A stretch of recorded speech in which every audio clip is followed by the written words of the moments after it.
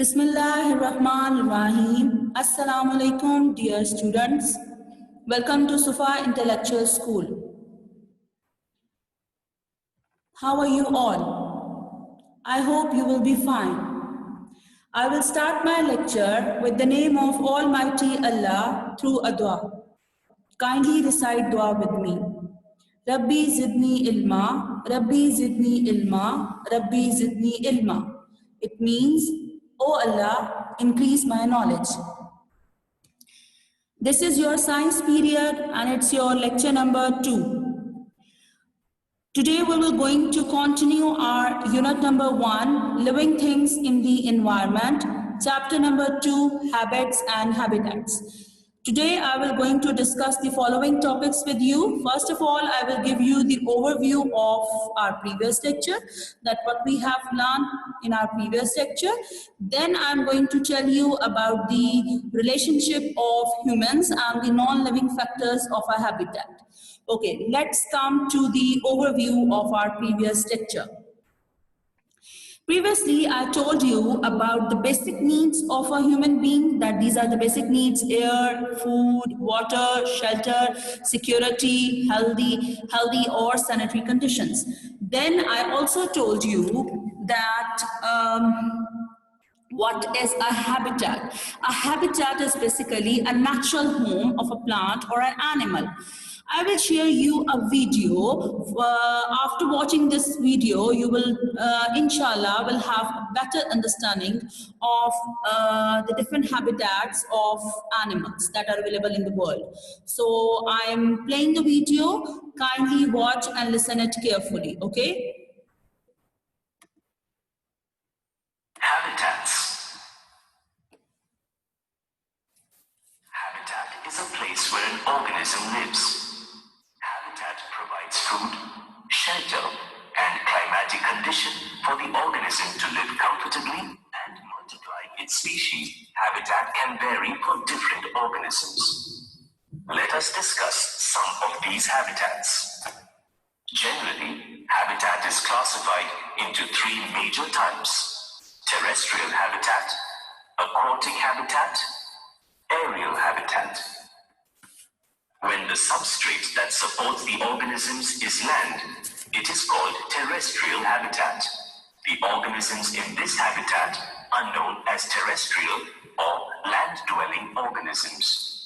The physical factors that support life in terrestrial habitat are plentiful supply of oxygen, availability of water, availability of sufficient light and temperature, but it should be remembered that there are a lot of fluctuations in these factors. These factors vary from place to place and season to season. Thus, extreme conditions may exist in a terrestrial habitat. Aquatic habitat exists in the medium of water. That is, water is the substrate that supports life. Thus, it is evident that ponds, lakes, rivers,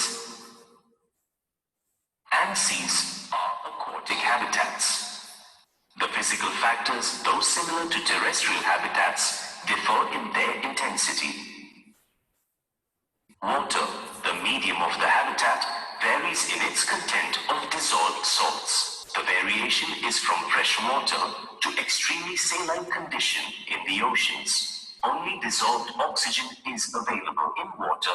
Light intensity varies according to the depth of the water body. Temperature varies depending on the depth of the water, but extreme fluctuations are rare.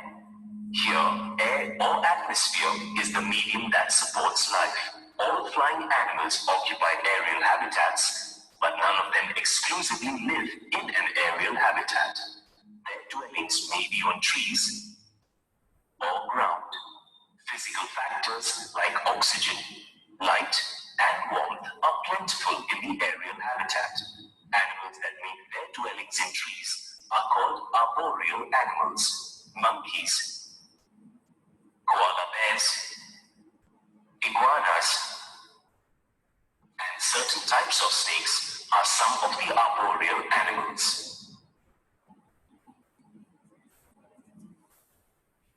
Okay. I hope you have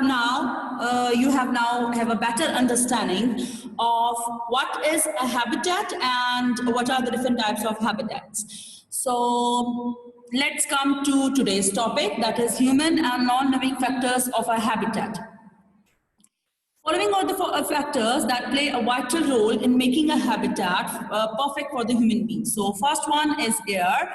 This is your air. This is the image of air. Fresh water from your streams or rivers. Space and shelter. So this is basically showing that how our shelter has converted to the advanced level, from basic to the advanced level. So let's discuss these factors one by one. Okay, the first one is air. Air, as we already know, that air is basically a mixture of different gases. So it has oxygen, carbon dioxide, nitrogen. You're also seeing in the image that this is basically the approximate composition of the air. The nitrogen is in the blue color. This is the portion of the nitrogen. Then this 20% portion is the oxygen portion, and then 1% portion is basically the other gases portion.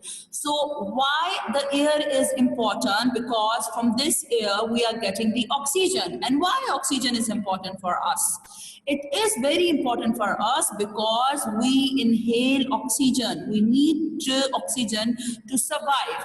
And trees are the main source of producing oxygen. They produce a lot of oxygen when they do the process of photosynthesis. And photosynthesis is basically the process of making food. So whenever they are making the food, they are, once the food is made, in result, they are producing the oxygen also. So some of the oxygen they use and most of the oxygen they release in the air. And that oxygen is used by us humans. So this is very, very important thing in our life. It means air is a very important factor of our habitat. Now come to the normal information that on average a person can live 3 weeks without food, 3 days without water, and 3 minutes without breathing. It's on an average level. So it means that food, water, and air is very, very important for us. Okay, now come to the next point, that is water. Water is again very, very essential and important part of our habitat, and we definitely need the fresh water. So this is basically the water from a stream, and this is the water from a river. So what is the main difference? That the stream is basically less wider than the river, and also river is larger than stream, river is more deeper than stream. So that is the main difference. And so basically our main sources where we can get the fresh water are rivers, streams, lakes, and oceans. So why we use fresh water? We use fresh water for the drinking purposes and for other purposes like to wash our clothes, for the cooking purposes, to cook our food, to wash our clothes, to wash our whole homes. So basically water is used for different purposes. Now come to the last point, that is the space and shelter.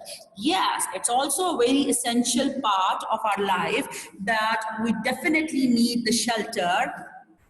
And this image is showing that in the early ages, before when the people don't know, when the humans don't know how to build their homes, they use these caves to hide themselves for different extreme conditions, or to make them safe from their enemies, from dangerous animals. So with the passage of time, they start to develop their houses with the help of muds. Then with the passage of time, they start to build their houses with the help of clay. And nowadays, they are building their houses with the help of cement, bricks, or different things. So now in the at the advanced levels, now they have made a lot of houses. Now the whole cities have been made up. So due to that, they have to clear a lot of forests or a lot of land. That was covered with the forest. So this was basically the whole mechanism, that how the humans start to build their houses. That first they have the caves, then they have the houses with the clay, mud. Then with the passage of time, they start to build their houses with the cement, bricks, and so on. So why they build their houses? As I already told you, they build their houses to be safe from the extreme weather conditions. Plus, they also want to shelter themselves. Plus, they also want to save themselves from the dangerous animals. So these are basically the three main important parts, or you can say the main important non-living factors of a habitat. And these are very, very essential factors for a human to live on the earth. Now, before giving you today's work, let's recap our today's lecture. First, I told you, first I have given you the overview of the previous lecture, that I told you what is a habitat. A habitat is basically a natural home of a human being, and what are the basic needs of a human being? That we need air, water, food, shelter, space, we need security, and we also need the healthy living conditions. Plus, I also told you, we also discussed today about the non-living factors of a habitat that are very, very important for the human beings to survive in this world. So I discussed water with you, fresh water, air, space, and shelter. So I discussed why air is important, because we are getting oxygen from it. I also told you why fresh water is important, because it is the important ingredient in our daily life. We need the fresh water in our daily life for different activities, especially to, first of all, to drink, for drinking purposes, and then to cook our foods, to wash our homes, or our different things like clothes. So then I told you about space and shelter, that how the humans start to build his houses. Like first, he start to live in a cave to save himself from dangerous animals, or to save himself from the extreme weather conditions like rain, snow, heavy winds, heavy rainfall, different kinds of storms. So with the passage of time, he start to realize, and he start to get the information, and he start to learn that how to build the houses with the help of mud, clay, and so on. He came to know that the houses can also be built with the help of bricks and cement. So this is the whole detail of the non-living factors of a habitat.